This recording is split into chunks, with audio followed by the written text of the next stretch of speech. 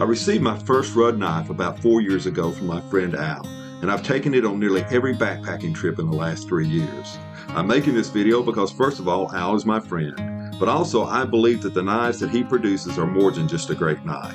They are a work of art. Each one is handcrafted and is unique.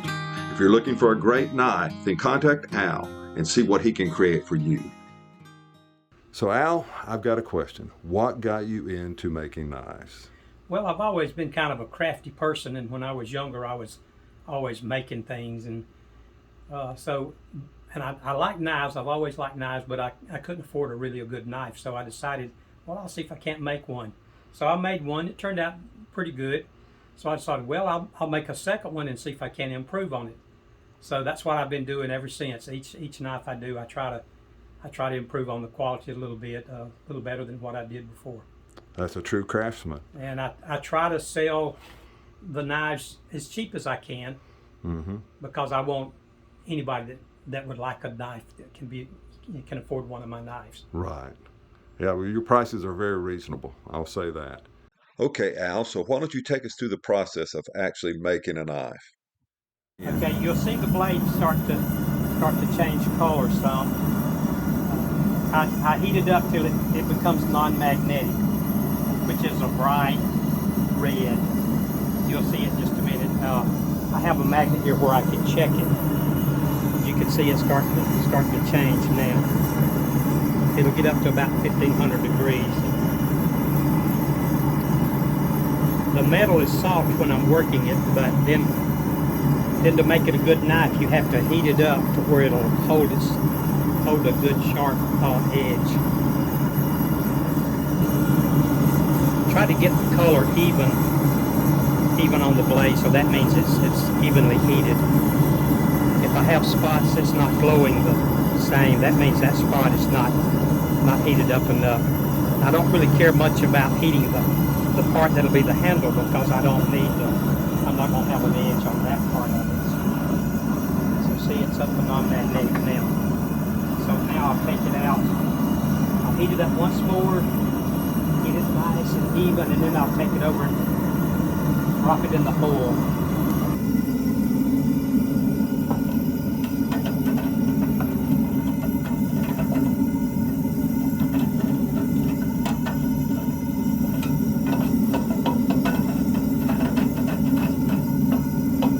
And I usually check it, make sure it's not warped, which that's looking real good, and then I'll just drop it in the hole and just let it cool down on its own.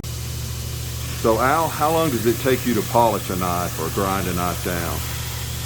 It takes about an hour on a knife this size. I'll start with like a 40 grit sandpaper, and I'll work my way up to a 60, and then an 80, up to a 120, all the way up to a 400 grit. And then after that, I pretty much work on it by hand. Right there.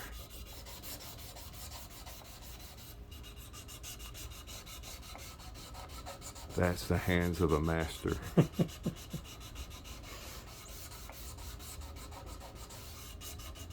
So Al, I noticed on my knife, there's a hiker or backpacker with a mountain behind him.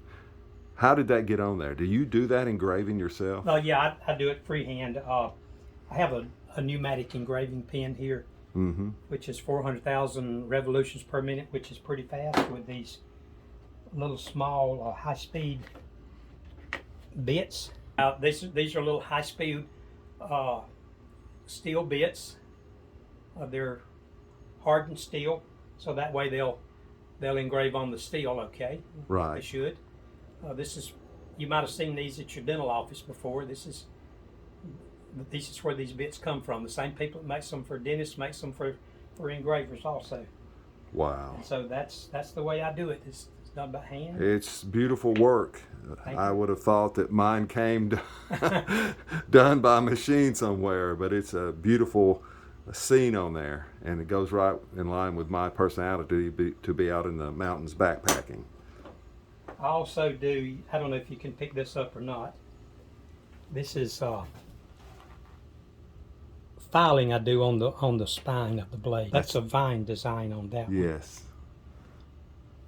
I've seen that on a couple of the knives that I bought from you to give as gifts. Yeah, it just adds a little to the knife, makes it a little more unique, one of the kinds. That is beautiful. And so what about your handles? Well, I'm working on some Bowie knives now, so here's some handles that I'm going to use on them. This one is a white-tailed deer. A hunter gave me this antler. This one is moose. Wow. This one is elk. And this one is a springbuck. And it'll actually be, let's see, I'll have a piece of brass on here. Yes. Let me see if I can find I think this is the brass. It'll go on here, and